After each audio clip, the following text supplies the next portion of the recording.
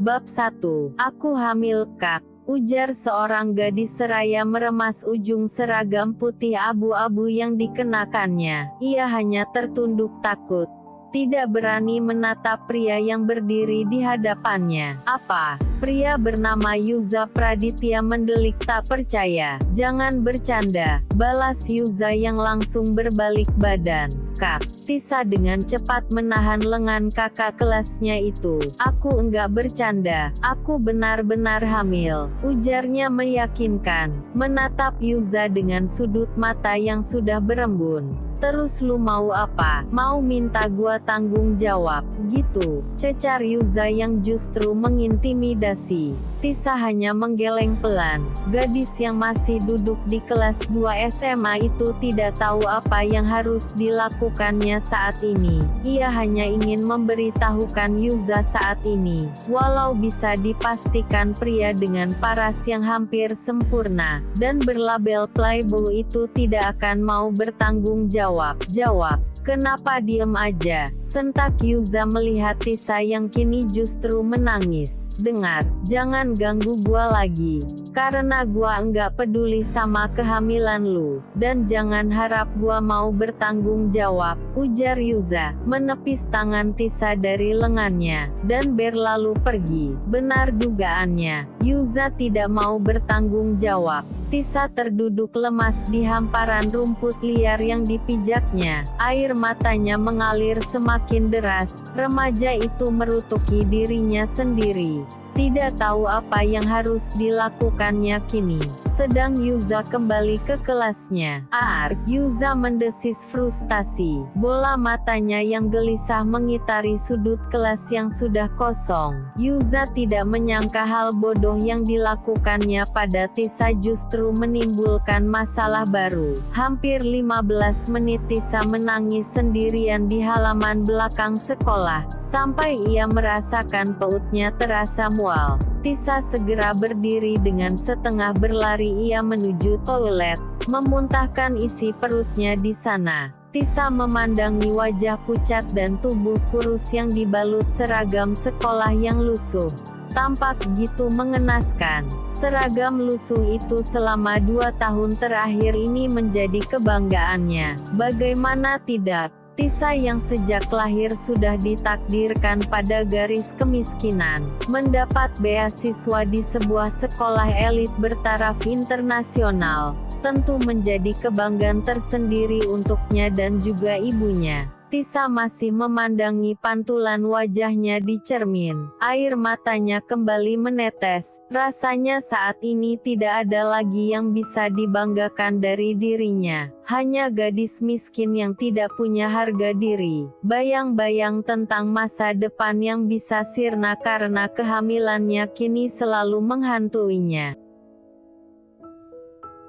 Krik. Tisa bergegas menghapus air matanya, mendengar suara pintu toilet yang terbuka. Terdengar suara tawa centil yang mendekat ke arahnya. Heh, miskin ngapain lu di situ? Tegur Clarissa yang masuk ke dalam toilet bersama gengnya. Risa, lu enggak lihat apa dia itu lagi ngaca? Sahut salah seorang temannya. Melihat Tisa yang masih berdiri di depan cermin wastafel. Miskin mau lu ngaca berapa kali juga lu tuh tetep jelek. Pergi sana, udah jelek bau lagi, ejek Clarissa yang direspon gelak tawa dari teman-temannya. Tidak ingin mendapat lebih banyak hinaan, Tisa pun bergegas keluar dari dalam toilet. Bullying dari Clarissa dan teman-temannya sudah seperti makanan sehari-hari untuknya. Tidak ada yang bisa dilakukan. Tisa saat menerima perlakuan itu selain bersabar, rasanya pihak sekolah pun tidak akan memihak murid miskin sepertinya. Assalamualaikum Bu, ujar Tisa seraya membuka pintu. Waalaikumsalam Tisa.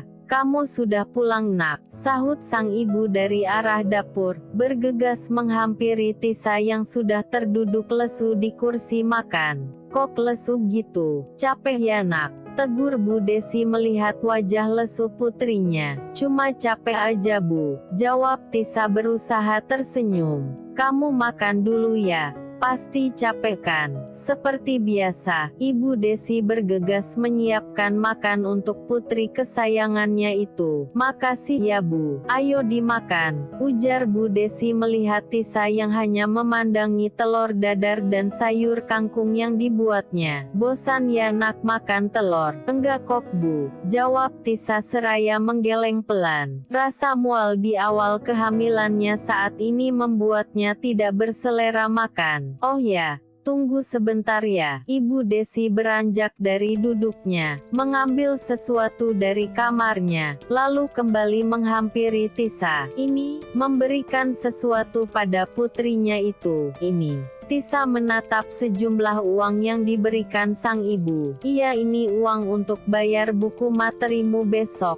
Maaf ya nak telat, ujar Ibu Desi merasa bersalah. Karena Tisa sudah meminta uang tersebut 2 minggu yang lalu. Walaupun Tisa masuk sekolah tersebut dengan jalur beasiswa, tetap saja ada beberapa biaya yang harus ditanggungnya sendiri. Hal itu kadang memberatkan Ibu Desi yang hanya berjualan kue keliling. Tapi demi masa depan Tisa, ia bertekad akan tetap berjuang walau tanpa suami, yang sejak Tisa lahir sudah meninggal dunia. Baginya Tisa adalah kebanggaannya. Memangnya uangnya sudah ada Bu? Dapat uang dari mana Bu? Sudah, alhamdulillah ada yang pesan kue, jelas Ibu Desi seraya tersenyum hangat. Kalau ada apa-apa bilang ya nak, Ibu pasti usahakan. Kamu cukup fokus belajar saja ya. Ibu yakin kamu akan jadi orang yang sukses, sambung sang ibu yang lagi-lagi sudah membayangkan jika kelak putrinya itu bisa sukses dan mengangkat derajatnya. Seketika Tisa merasa sesak mendengarnya. Kembali teringat kehamilannya. Tisa tidak bisa membayangkan jika dirinya tengah hamil, terancam dikeluarkan dari sekolah yang akan mematahkan impian sang ibu. Aku mau ke kamar dulu Bu. Tisa berdiri dari duduknya. Loh tapi kamu belum makan nak? Ibu Desi menatap heran. Biasanya Tisa selalu menyantap lahap apapun yang dimasaknya. Aku ingin istirahat dulu. Tisa bergegas menuju kamarnya. Di ranjang reot itu Tisa kembali terduduk lesu. Air mata yang sedari tadi ditahannya lolos juga. Maafkan aku Bu, gumamnya. Tidak bisa membayangkan wajah sedih sang ibu jika tahu kehamilannya. Pagi itu Tisa kembali pergi ke sekolahnya. Langkah kakinya langsung menuju lapangan basket. Tampak Yuza yang berada di sana, tengah memainkan benda bundar tersebut dengan teman-temannya. Tisa menghentikan langkahnya, memandangi Yuza dari kejauhan. Pria dengan tinggi 180 cm, berkulit cerah dan berparas tampan itu selalu jadi incaran para siswi di sekolahnya. Ditambah terlahir sebagai anak pejabat, semakin tidak ada kaum hawa yang menolak pesonanya. Kak, gerakan Yuza spontan berhenti melihat Tisa yang tiba-tiba menghampirinya. Sini, Yuza menarik kasar tangan Tisa menjauh dari lapangan. Sebelum teman-temannya bertanya, berani ya lu nyamperin gua? Omel Yuza saat sudah berada di belakang sekolah, dihampiri gadis miskin seperti Tisa sebuah aib untuknya. Kakak harus bertanggung jawab, ujar Tisa memberanikan diri. Bertanggung jawab? Yuza tersenyum kecut. Lu lagi bohongin gua kan? Mau ancam gua terus meres gua, gitu? Tuduh Yuza berpikir itu hanya akal-akalan Tisa saja, si murid miskin yang mungkin saja akan memerasnya setelah ini. Untuk apa aku bohong? Balas Tisa tidak mengerti dengan isi kepala pria di hadapannya itu. Gua enggak percaya, ini. Tisa merogoh saku roknya, memperlihatkan sebuah tespek pada Yuza.